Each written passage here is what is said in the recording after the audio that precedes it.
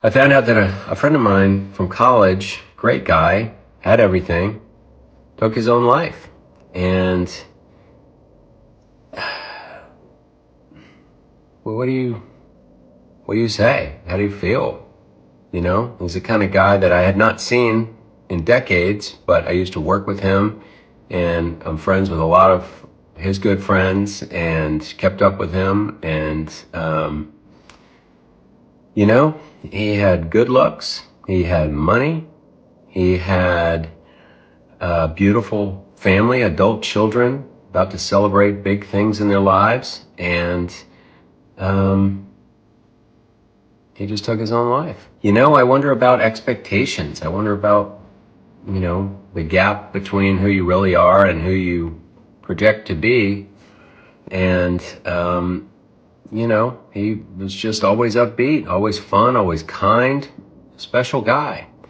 And, what about people in their moments of solitude? How do you really feel? How do you feel? How do I feel compared to what I put out there? And honestly, I'm doing this because I want to share this part of myself that's not just, Family Guy voices and jokes and stuff. So, you know, I just want everyone to feel good. My thing is, when I meet someone or I encounter someone, I know that they got stuff going on. I know they got pain in their life because we're all just fighting a good fight.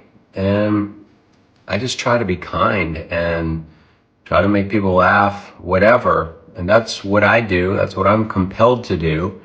And then when I'm alone, I've learned to be alone. I've learned to sit with myself and those parts of myself that I don't love, acknowledge them and give them love. And I don't let stuff take over. I've really worked hard to get to the point where I don't feel like I have to be funny all the time to be comfortable in my own skin.